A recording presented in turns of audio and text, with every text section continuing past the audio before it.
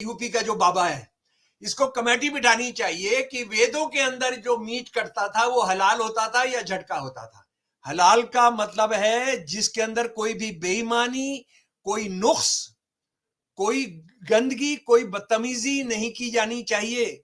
वो प्योर होना चाहिए, उससे मुनाफा नहीं कमाना चाहिए। जितना मुनाफा बहुत जायज है वो आपने लेना चाहिए। और मैं आपको बता रहा हूं, फिर बता रहा हूं, इस्लाम के अंदर हराम है पानी बेचना, इस्लाम के अंदर हराम है किराया वसूल करना।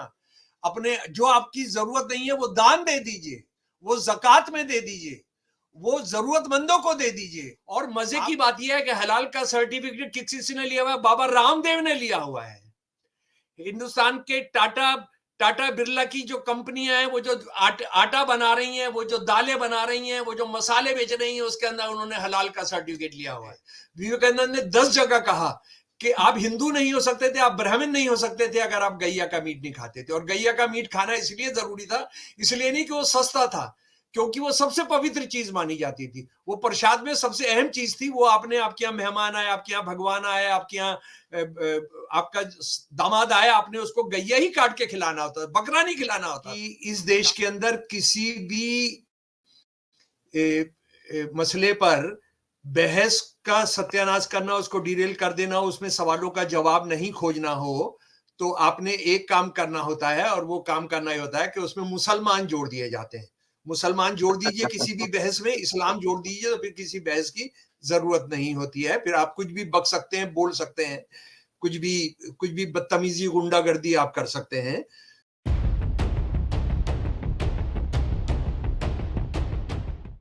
हर पार्टी का, हर दल संगठन का अपना एक यूएसपी होता है, एक दर्शन होता है। उस दर्शन के हिसाब से वो काम करते हैं। आरएसएस बीजेपी का यूएसपी है हिंदू और मुसलमान। चुनाव से पहले, ठीक पहले, अगर हिंदू मुसलमान ना हो तो फिर बात बनती नहीं, खाना भी नहीं बचता है। नाम बदलना, जैसे इलाहाबाद प्रयागराज हो गया, मुगल सराय दीनदयाल उपाध्याय स्टेशन हो गया, कमलावती स्टेशन हो गए हबीबगंज से कमलावती, और ये पता नहीं कुछ स्टेशन प्राइवेटाइज हो गया। तो आप हिंदू मुसलमान खेलते रहिए तो तब तक आपके जेब पे जो है ना भारी पड़ेगा। कभी शमशान और कब्रिस्तान। आजकल लेटेस्ट आया है हलाल। हलाल का मसला उत्तर प्रदेश में जोर से है। क्या है मसला, इस एपिसोड में शमशुल इस्लाम साहब से पूरा हिस्ट्री समझेंगे, इस शब्द की उत्पत्ति और इसके क्या मायने। हलाल का मतलब सिर्फ मीट काटना है कि और कुछ भी है, ये पूरा समझने की कोशिश करेंगे। दोस्तों, रतनलाल बोल रहा हूँ और आप देख रहे हैं अम्बेडकर नामा। सीधे लिए चलते हैं शमशुल साहब के पास। सर, जय भीम। जी, जय भीम, इनकलाब जिंदाबाद। साथी, आप जो है सच्ची बात यह है, अम्बेडकर नामा के माध्यम से आप हम सबको शर्मिंदगी से, अपने देश को शर्मिंदगी से बचाने का लगातार प्रयास कर रहे हैं। और ये बौद्धिक लड़ाई है। मैं बार बार कहता हूं कि ये सड़कों पर आरएसएस वाले करना चाहते हैं, लेकिन ये उनसे जो लड़ाई है वो बौद्धिक है, और उसके बाद किसी दूसरी मंजिल पर पहुंचेगी। ये बात बिल्कुल समझने की। अगर हम इनको जानेंगे नहीं थियोरेटिकली, सैद्धांतिक तौर पर, तो हम इनका जवाब नहीं दे पाएंगे। इसको समझना चाहिए। मैं अम्बेडकर नामा के साथियों को बहुत बार बता चुका हूं, लेकिन आज फिर बताऊंगा कि इस देश के अंदर किसी भी मसले पर बहस का सत्यानाश करना, उसको डिरेल कर देना, उसमें सवालों का जवाब नहीं खोजना हो, तो आपने एक काम करना होता है, और वो काम करना ही होता है कि उसमें मुसलमान जोड़ दिए जाते हैं। मुसलमान जोड़ दीजिए किसी भी बहस में, इस्लाम जोड़ दीजिए, तो फिर किसी बहस की जरूरत नहीं होती है। फिर आप कुछ भी बक सकते हैं, बोल सकते हैं, कुछ भी बदतमीजी, गुंडागर्दी आप कर सकते हैं। तो जैसे मैं एक उदाहरण आपको देता हूं कि आप गैया मुसलमानों के आने से खाना भारत के हिंदुओं ने शुरू किया या भारतीयों ने शुरू किया, यानी मुसलमानों ने शुरू नहीं किया। भारत में जो गैया कटना और गाय खाना शुरू हुआ, मुसलमानों के आने से शुरू हुआ।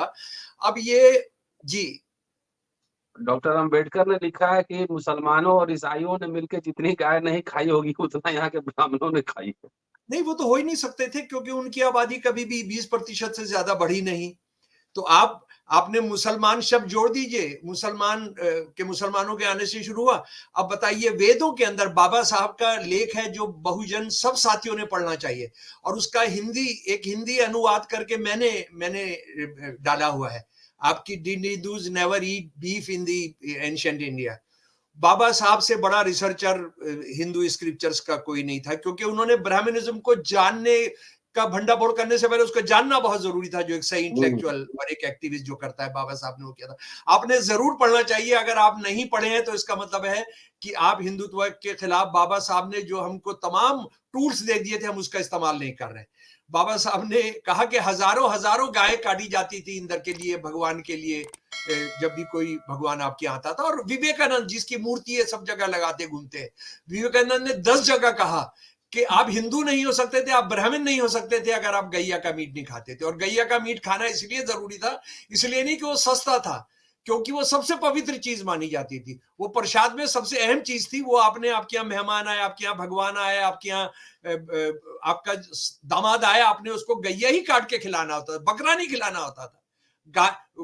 आपने घोड़े का मांस नहीं खिलाना होता था, कैमल का मांस नहीं खिलाना होता, गैया का मांस खिलाना होता था, क्योंकि आप सबसे पवित्र चीज उसको खिलाना चाहते थे। तो इस बात को आप अच्छे तरीके से समझ ले। उसके बाद दूसरा उदाहरण जो मोदी साहब अभी राजस्थान के अंदर कह रहे हैं कि वहां लड़कियों के साथ जो कुछ हो रहा है वो दुनिया के अंदर इतिहास में कभी नहीं हुआ, लेकिन ये बंदा भूल जा रहा है कि गुरमीत सिंह को किस तरह से मिल रहे हैं। कल हमने उस पर बात की थी। और उसके बाद जिंद के एक स्कूल के अंदर एक करतार सिंह प्रिंसिपल, 142 लड़कियां पिछले 6 साल से, पिछले 6 साल में उसने लड़कियों के साथ, बच्चियों के साथ जो किया है स्कूल के अंदर, वो हमारे सामने है। लेकिन उसके बावजूद ये बकते रहेंगे हमारे हिंदुत्ववादी जो लीडर है कि राजस्थान के अंदर क्या हो रहा है। राजस्थान के अंदर बहुत कुछ बुरा हो रहा होगा, लेकिन वो आपके सामने पानी मांगने लगेगा जो आप औरतों के साथ, हिंदू बच्चियों के साथ आप जो कर रहे हैं। और दूसरी बात जो मैं बताता रहा हूं, साथ ही आज दोहराने की जरूरत है कि इस देश का जो हिंदू शासक वर्ग है, जो हिंदुत्ववादी शासक वर्ग है, इससे बेवकूफ शासक वर्ग भारत के इतिहास में कभी भी नहीं हुआ, अगर जब से भारत का इतिहास आप जानते हैं। यानी इनको आप अशिक्षित नहीं कहिए, अशिक्षित होना भी कुछ चीजें जानते हैं, इनको अर्धशिक्षित होना आप कहेंगे, और अर्धशिक्षित होना अशिक्षित होने से भी बुरी स्थिति होती है। जैसे आप ये हलाल वाला ले लीजिए, 17 तारीख को, इसी महीने की 17 तारीख को कैसरबाग के पुलिस थाने के अंदर एक आरएसएस का एक बंदा एक रिपोर्ट दाखिल कराता है, और वो रिपोर्ट दाखिल कराता है कि हमारे प्रांत के अंदर, उत्तर प्रदेश के अंदर, एक खास मजहब के लोग एक खास अपना माल ज्यादा बेचने के लिए हलाल का सर्टिफिकेट लगा रहे हैं, हलाल का नाम लिख रहे हैं, और उससे उनकी कम्युनिटी में उनका बहुत माल बिक रहा है और कम्युनिटी उस माल को खरीद रही है। अच्छा, अब जरा सा पहले हम उस पर पूरा उसके मायने और सब में आने से पहले मैं आपको बताना चाहता हूं कि मुसलमान बिजनेसमैन यूपी में उनकी आबादी 19% है और 81% दूसरे लोग हैं। कोई मुसलमान बिजनेसमैन होगा वो पागल होगा जो हलाल का सर्टिफिकेट लगाएगा। अगर हलाल का वो मीनिंग जो ये समझते हैं उसको मैं 1 मिनट के लिए मानकर चल रहा हूं, आप इसको हलाल को चलाएंगे तो 81% तो बिजनेस उसका वैसे ही बाहर हो जाएगा। और मजे की बात यह है कि हलाल का सर्टिफिकेट किसी ने लिया हुआ है, बाबा रामदेव ने लिया हुआ है। हिंदुस्तान के टाटा बिरला की जो कंपनियां हैं, वो जो आटा बना रही हैं, वो जो दालें बना रही हैं, वो जो मसाले बेच रही हैं, उसके अंदर उन्होंने हलाल का सर्टिफिकेट लिया हुआ है। तो ये यानी उसमें आपने मुसलमान जोड़ दिया। कोई मामला मिल नहीं रहा यूपी के अंदर कोई मामला मिल नहीं रहा तो आप हलाल है। और आपको ये मैं बता देना चाहता हूं कि हलाल के खिलाफ जो बुद्ध टेररिस्ट थे श्रीलंका के, उन्होंने मुसलमानों के संस्थानों पर, मस्जिदों पर हमला करने के लिए इसको चुना था कि हलाल यहाँ पर बंद होना चाहिए। वो भी इतने ही बड़े बेवकूफ थे, इतने बड़े बेवकूफ थे, इस बात को समझे बिना कि हलाल का मतलब क्या होता है। और उसमें जो राम माधव है आरएसएस का बड़ा बड़ा दार्शनिक, और ये वो दार्शनिक इतना बड़ा दार्शनिक है कि 300 करोड़ रुपए देने गया था जम्मू कश्मीर के सतपाल मलिक जी को। हाँ, और सतपाल मलिक जी को ना ये डिफेमेशन केस कर रहे हैं उन पर, ना सरकार उन पर कह रही है कि तुमने हमारे आरएसएस के इतने बड़े लीडर पर झूठ बोला था।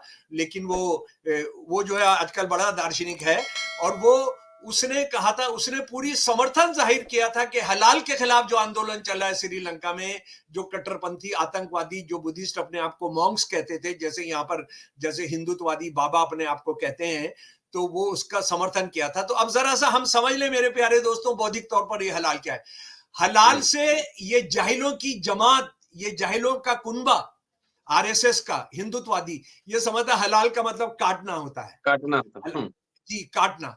अच्छा, और वो उनका आप अगर आरएसएस की शाखाओं में या हिंदुत्व के बौद्धिक आप शिविरों में गए हैं तो वहां ये बताया जाता है कि मुसलमान जो हलाल जो करते हैं वो करते हैं कि किसी भी चीज पर खून डाल के उसको हलाल कर देते हैं, उसमें थूक मिला देते हैं, उसमें क्या क्या कर देते हैं। अच्छा, अब हलाल का जरा सा मतलब समझ लीजिए।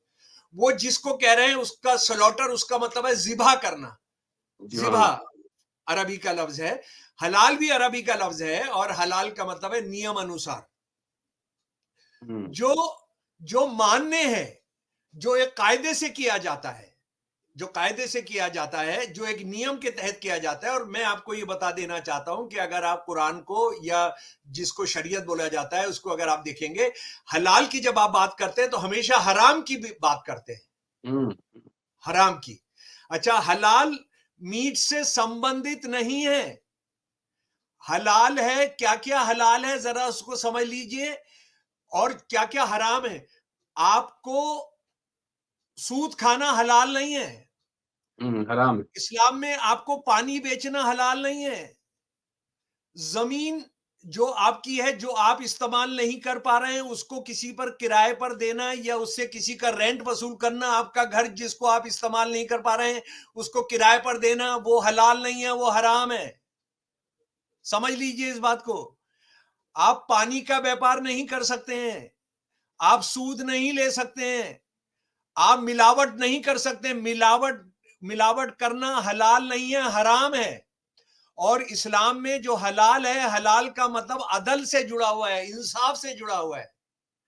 आप किसी का पैसा नहीं मारेंगे, आप उसकी मजदूरी पसीना सूखने से पहले देंगे। हालांकि इसको कितने मुसलमान देशों में और कितना अपने आप को जो ठेकेदार कहते हैं वो करते होंगे, लेकिन हलाल का मतलब यही है। हलाल का मतलब है जिसके अंदर कोई भी बेईमानी, कोई नुक्स, कोई गंदगी, कोई बदतमीजी नहीं की जानी चाहिए।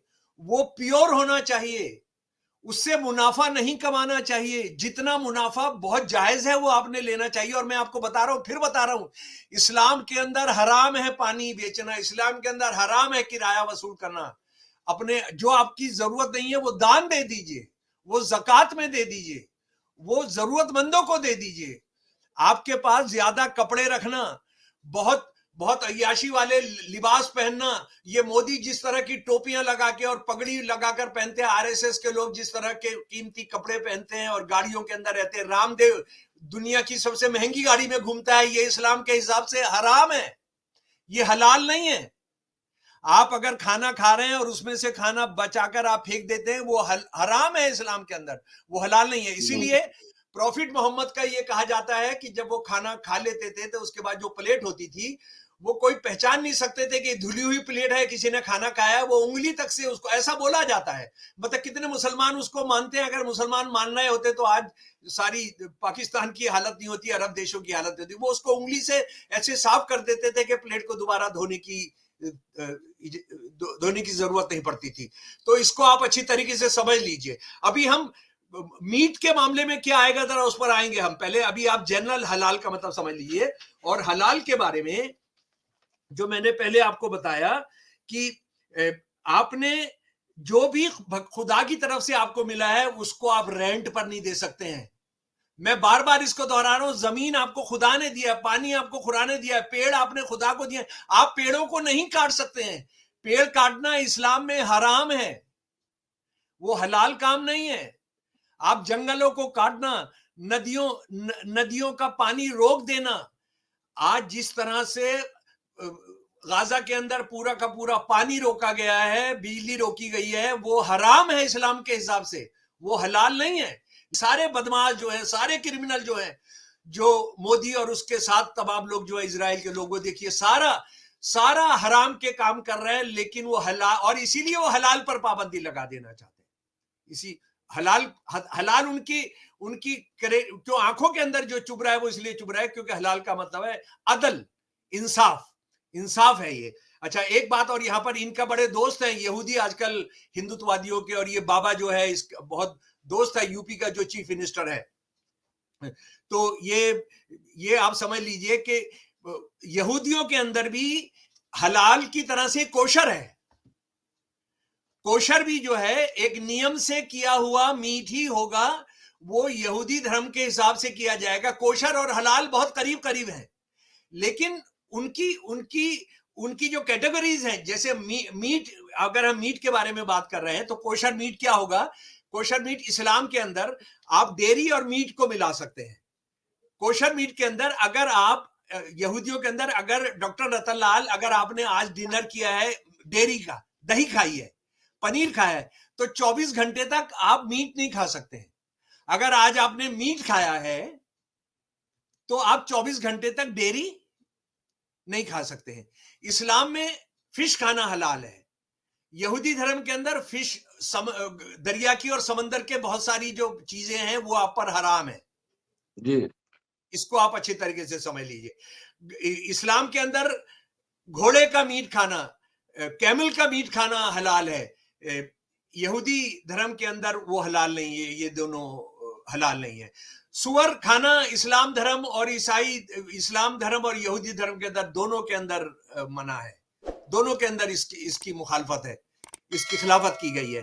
तो इसको हम लोगों को बहुत बहुत अच्छे तरीके से समझ लेना चाहिए। अच्छा, अब जरा मीट के संदर्भ में हम आ जाएं। क्या है यहाँ पर एक वो नया सवाल उठा रहे हैं कि क्षमा करें, वो नया सवाल ये उठा रहे हैं, बहुत पहले से उठा रहे हैं कि मुसलमान हलाल मीट खाते हैं। हलाल से मतलब जिबा करने का, स्लॉटर करने का एक खास तरह का तरीका है।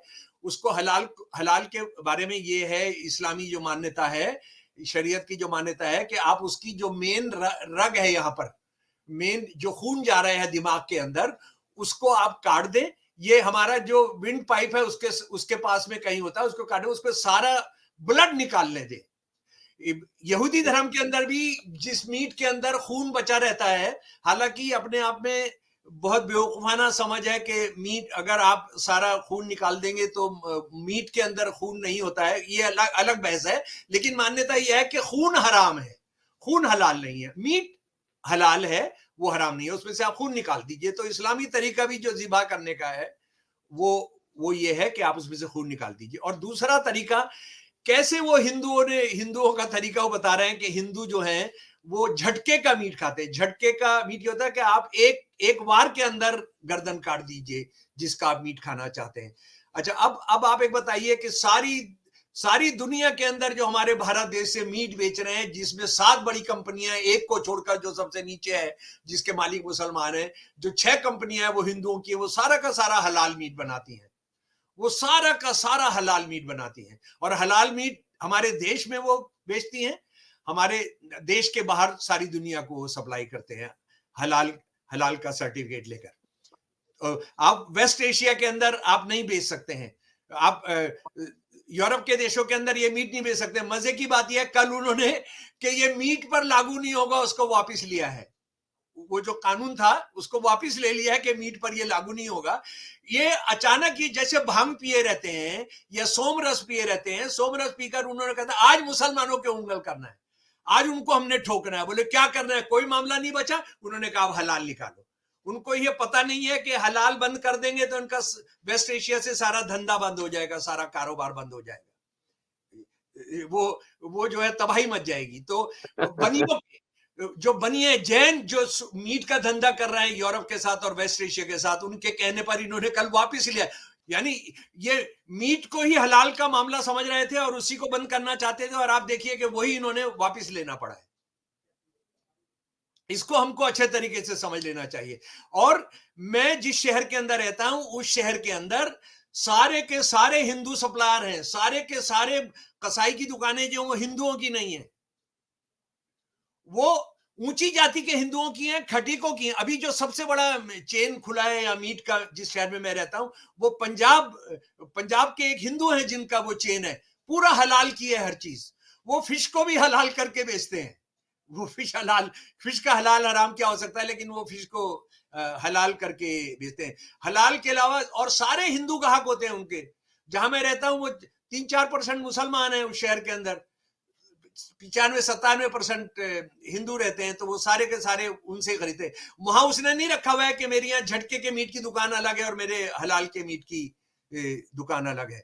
तो ये कितना बेवकूफ बना रहे हैं, कितना ये कर रहे हैं। अब मैं तो इनसे ही कह रहा हूं कि इनको एक कमेटी बिठानी चाहिए। ये यूपी का जो बाबा है, इसको कमेटी बिठानी चाहिए कि वेदों के अंदर जो मीट कटता था वो हलाल होता था या झटका होता था।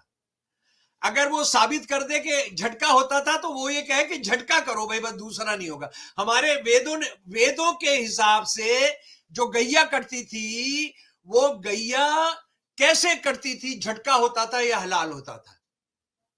मेरी जो जानकारी है इसकी हिसाब से, मनुस्मृति के हिसाब से, जो मीट पकाने के तरीके हैं, उसके अंदर शहद डालना है, उसमें सौंफ डालना है। तो भैया आप ये बताओ कि हमारा हलाल का तरीका अलग होगा।